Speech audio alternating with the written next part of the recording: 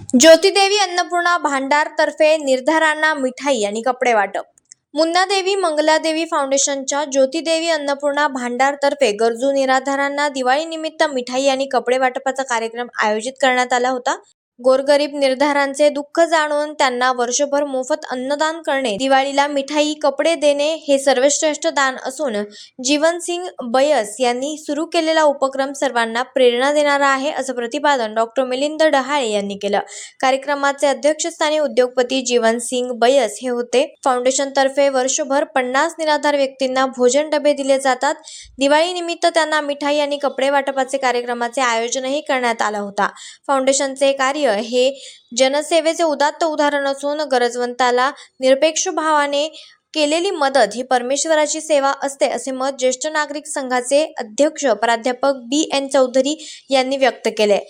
या निमित्तानं कडू महाजन मुकेश तिवारी यांनी समयोचित मनोगत व्यक्त केलं। अध्यक्ष जीवन बैस यांनी राजकारणापेक्षा समाजसेवेत आपल्याला आनंद मिळतो आणि आपण हे कार्य आयुष्यभर करत राहू असा विश्वास व्यक्त केला। याप्रसंगी हेरिटेज ग्रुप आणि ज्येष्ठ नागरिक संघाचे सदस्य वाडी महाजन, राहुल जैन, विनोद रोकडे, एस.पी. पाटील, सखाराम माळी आदी जण उपस्थित होते। कार्यक्रमात घरपोच डबे पोहोचविणारे नामदेव मराठे, आचारी दुर्गेश बैस, मॅनेजर किरण बैस, रवी बैस, मदतनीस रेखाबाई, अलकाबाई, सुमनबाई, पंचशिलाबाई यांचा समायोजित सत्कार करण्यात आला।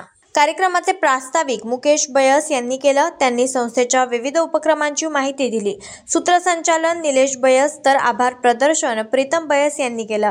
कार्यक्रम यशस्वीतेसाठी दत्तात्रय चौधरी, निखिल बैस, त्याचबरोबर हर्षल बैस, कपिल चव्हाण, गौरव चव्हाण, गोरख देशमुख, याकूब पठाण, पंकज बैस यांनी परिश्रम घेतलेत।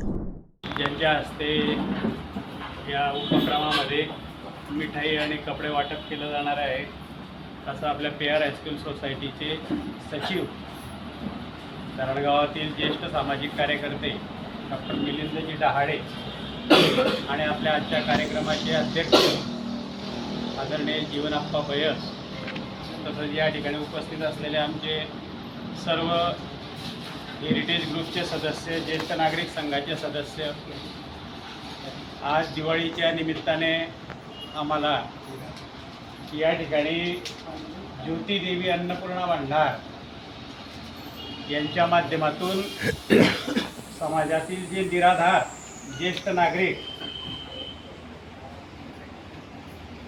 त्यांच्यासाठी या मंडळामार्फत भोजनाची जी व्यवस्था केली जाते, त्या व्यवस्थेचा दिवाळीचा शेवट गोड व्हावा यासाठी मिठाईचं वाटप आणि कपड्यांचं वाटप केलं जात आहे। घरोघरी दिवाळीचा आनंद साजरा होतोय।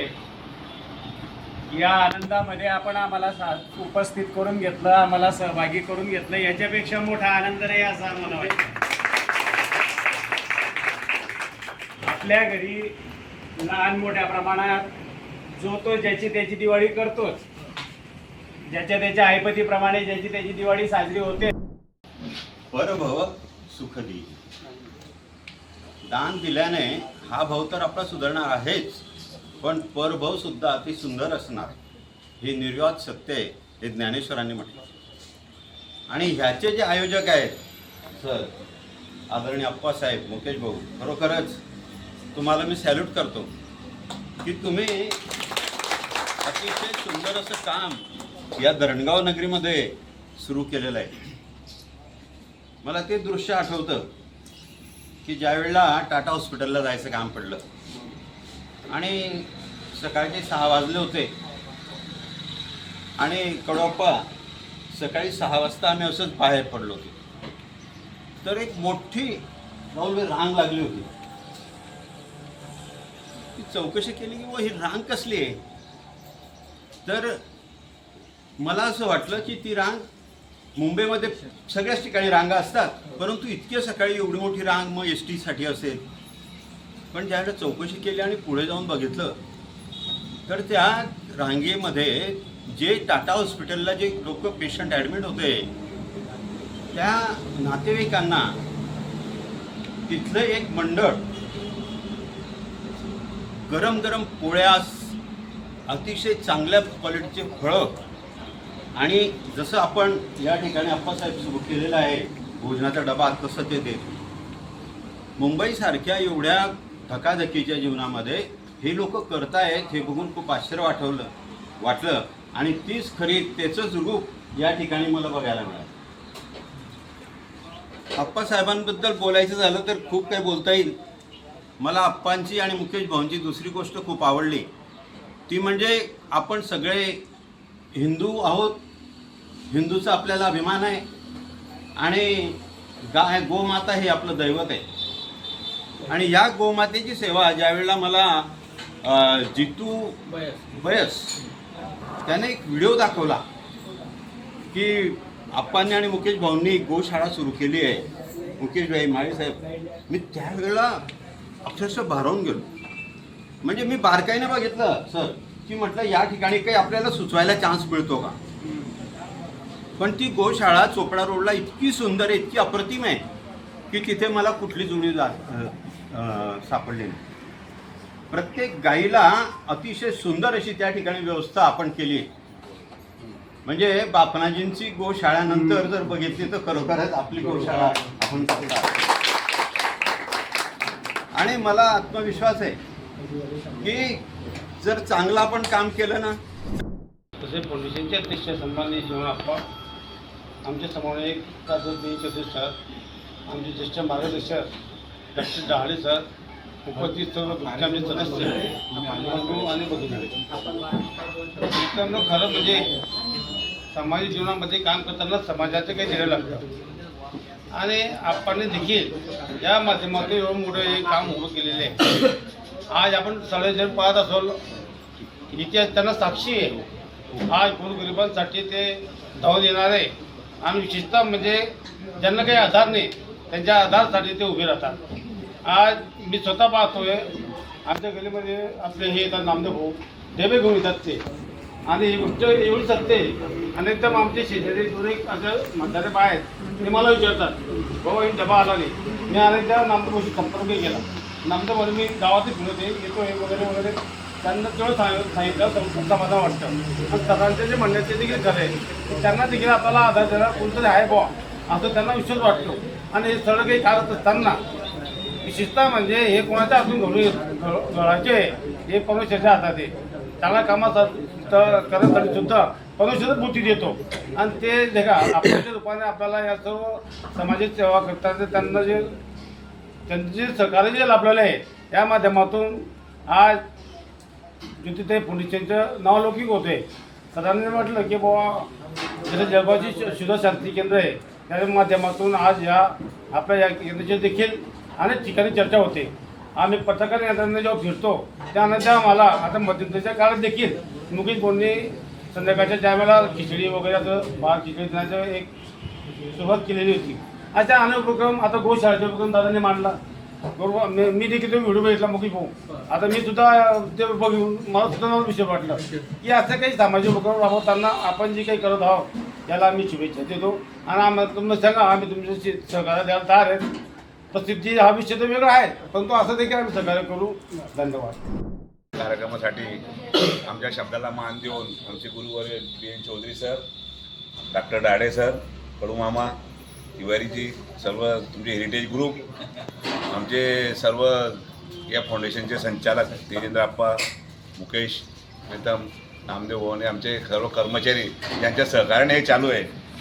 मेन म्हणजे डॉक्टर साहेब या कार्यक्रमाच्या मागे जी भूमिका आहे ती भूमिका अशी की आपल्याला आनंद आहेच, यांना आनंद मिळण्यासाठी आपला आनंद आहे, परंतु हे काम वाहून नेणारे जे माझे दोन कर्मचारी, 2 बाया आहेत, नामदेव असेल, हे लोकांनी स्वतःला वाहून घेतलं या कार्यक्रमात. त्यांनी पैशाची अपेक्षा माझ्याकडे केली नाही. तुम्ही दृष्टीला दिसते तर त्यांना आनंद त्या कामात माझ्यापेक्षा जास्त त्यांना आनंद मिळतो.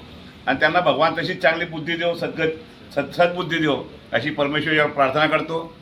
आज इथे जे गोरगरीब बसले आहे सर, हा कार्यक्रम 5 वर्ष झालं सलग चालू आहे.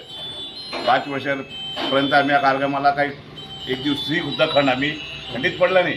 म्हणजे आमच्याकडे काहीतरी घटना घडली तरी आमच्या हे काम आम्ही सुरू ठेवतो याला, कारण त्यांना त्याच्याशिवाय पर्याय नाही आहे. आणि हे कार्यक्रम ते सूचित करण्यासाठी आता टी आर पाटील सर नाही तिथे, यांनी मला हे सुचवलं. मुकेश आणि आम्ही बिर्लाजींकडे गेलो सुद्धा शांती केंद्रामध्ये, मी त्यांना विजिट करायला इथे बोलवलं आणि त्यांनी ते आम्हाला सर्व हे पूर्ण मांडून दिला सर. बिर्लाजींनी आले स्वतः की असं असं तुम्ही हे करा आणि काहीतरी 30 रुपये तरी ठेवा.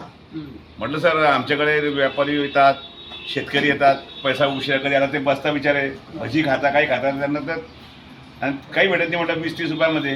त्यामुळे तुम्ही निःशुल्क कधी वाटलं तर त्याची तुम्हाला त्यांना जाणीव राहणार नाही. आता निःशुल्क फक्त आपण निःशुल्क काय ज्यांना आधार नाही आहे त्यांना आधारासाठी आपण निःशुल्क केलं मग. आणि याच्यासाठी एक 30 रुपये नॉमिनल तरी ठेवा म्हणे काहीतरी. ते ठेवून आम्ही इथले आपले शेतकरी बांधव, काही थोडेफार व्यापारी, काही ट्रान्सपोर्टवाले यांची सुविधा इकडे झाली. नाही तर इथून त्यांना गावात जायला 100 रुपये रिक्षावाला, तिकडे यायला 100 रुपये आणि जेवणाचे 100 असा खर्च लागत होता. त्यामुळे ते जेवत नव्हते, उपाशी राहत होते. तर त्याच्यामुळे आमचे दोघी काम झाले म्हटलं. एक व्यापाराच्या दृष्टिकोनातून बी झाला, एक सामाजिक दृष्टिकोनातून बी झाला. दुसरा विषय गोशाळेबद्दल मुकेश वेळेवर बोलावं म्हटलं, ती कठीण काम आहे म्हटलं. मुकेश ते झालं आपल्याकडून काही भुकी राहिली तर आपल्याला त्याच्याकडून तळतळा होईल म्हटलं. पण माझे गुरुजी गो भक्त जगदीश गोपाळ माझ्याने मला 6 वर्षापूर्वी इथे आले तेव्हा इथे गोशाळा तुमच्या चालू करेंगे जब मी तुम्हाला गाव पैर रखूंगा जब तक पैर नाही रखूंगा हे ते मला सांगून गेले त्यावेळेस. मग ती संकल्पना माझ्या डोक्यात होती, जागा पण यायची होती, पण काही कारण असतं ते जागेवरती ते झालं. मग मी सांगितलं आता मुकेश मागे लागला तर म्हणे आता या 27 तारखेला आपल्याला चालू करायची. चालू केली आपण 5-7 माहिती पडलं परिसरात लोक आणून त्याला आता 28-30 गाई तिथे आजच्या तारखेला आहेत. आणि डॉक्टर साहेब त्याच्यापेक्षा मोठी जागा माझ्याकडे पुष्कळ जागा आहे. देवाने माझ्याकडे ती जागा दिली आहे असं काही नाही आहे. आणि आपल्याला काही त्या गोष्टीचे लोक पण नाही आहे की माझी जागा जाते का 10-5 एकर जागा माझी गेली तरी त्यांनी चालेल. परंतु चांगल्या व्यवस्थित स्थितीत आपण पुढे काम करण्याचा प्रयत्न करू.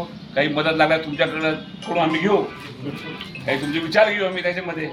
मदत म्हणजे आर्थिक घेणार नाही, पण तुम्ही विचार घेऊ तुमचे निश्चित. ते आर्थिक परिस्थिती माझी जोपर्यंत चांगली तोपर्यंत काही घेण्याचं काम नाही. या कार्यक्रमामध्ये 2-3 लोक मला भेटले की आम्ही चालू तुम्हाला या ट्रस्टमधून तुम्हाला पैसे देतो. म्हटलं मला 1 रुपया कोणाच्या नको. मी जी कमवेल खरी कमाई त्याच्यामधून काहीतरी वाटा मला यांच्यासाठी द्यायचं आहे.